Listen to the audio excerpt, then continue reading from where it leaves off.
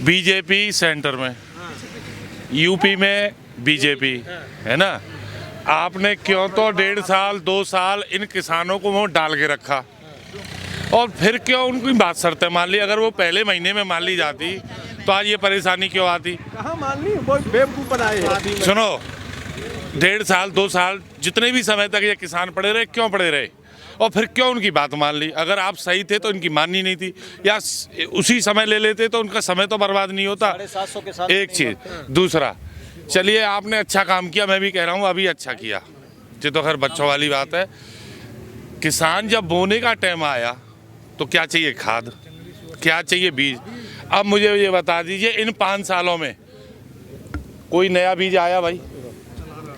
आप किसान हो, कोई नया बीज आया विदेश से? कोई ना आया, ब्लॉक में आया नहीं। खाद की भी कमी। अब मैं तो ये कह रहा हूँ, सब जगह तुम्हारी सरकार थी, फिर ऐसा क्यों हुआ किसानों के साथ? सही कारण ये है कि किसान जो बोल रहे हैं, ये किसान 1700 डीएपी को टना मिला। आप बोलिए।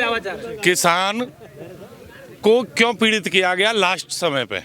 मैं ये कह रहा हूँ खूब अच्छा किया किसानों के लिए, फिर लास्ट समय पे ये 1.5 साल में क्यों पीड़ित किया गया, ये आपके माध्यम से मैं जवाब चाहता हूँ।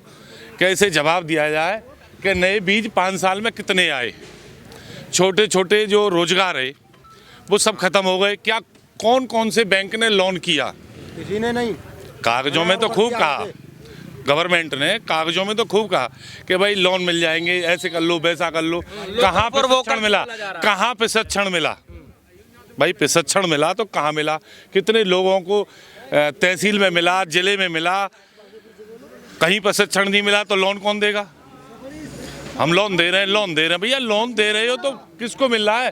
प्रशिक्षण मिल नहीं रहा है तो लोन ऐसे कैसे दे देगी बैंक?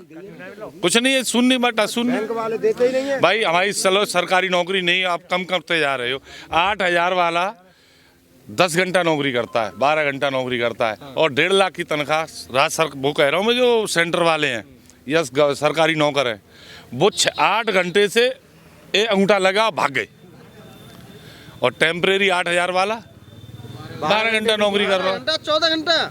छोटे छोटे रोजगार चले गए हम लोग। अच्छा, अब जीएसटी पे आ जाए बाबूजी, ये बताओ, आबादी बढ़ रही है तो जमीन कम हो रही है, और आपने जीएसटी 28%। कोई तरीका है? यहाँ से लेके यहाँ तक जीएसटी हम पे, जो कि जमीन कम हो गई, रोजगार चले गए, जीएसटी बढ़ गई। ऐसा क्यों हुआ भाई? मैं आपके माध्यम से जानना चाहता हूँ, या कोई और बताए। यहाँ इतना बड़ा टैक्स हम पे क्यों लगाया गया? नहीं, लगा तो हम पे ही है। 4 जगह टैक्स देते हैं हम।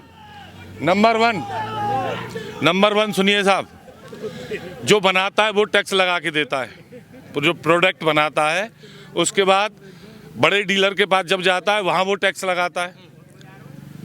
जीएसटी 1 बार लगनी चाहिए, 4 बार लग रही है। फिर महानगर में से तहसील में आ गया या जिले में आ गया, वो हमसे कहता भाई जीएसटी लगानी पड़ेगी। भाई तुम हम पर कितनी बार जीएसटी लगाओगे ये तो बताओ? जीएसटी तो एक जगह लगनी थी, लगा रहे बार बार। भाई हम पर 4 बार जीएसटी लग रही है। बताइए हमारा क्या कसूर है? महंगाई आई है, जीएसटी की वजह से आई है। जीएसटी का सिस्टम सही नहीं था लगाने का, और जो भी पीड़ित हो रहा है पैसे वाला नहीं हो रहा है, छोटा मजदूर, छोटा किसान, बड़ा किसान भी नहीं हो रहा है, जिसके पास 1000 बीघा जमीन है, 2000 बीघा जमीन है, 500 बीघा जमीन है, 100 बीघा जमीन है।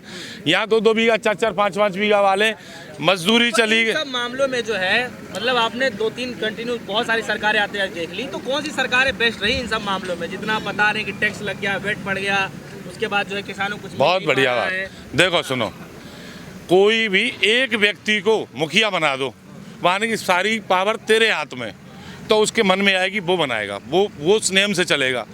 और उसमें एक घर में 4 हों सदस्य, कमेटी हो, तो सोच समझ के फिर वो आकर निर्णय लिया जाता है।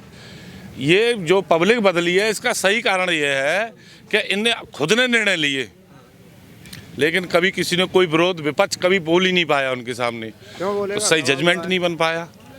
जो उनने दे दिया वो हमने पर ले लिया, राजी राजी गैर राजी, चाहे वो जीएसटी हो या कोई अन्य नियम हो।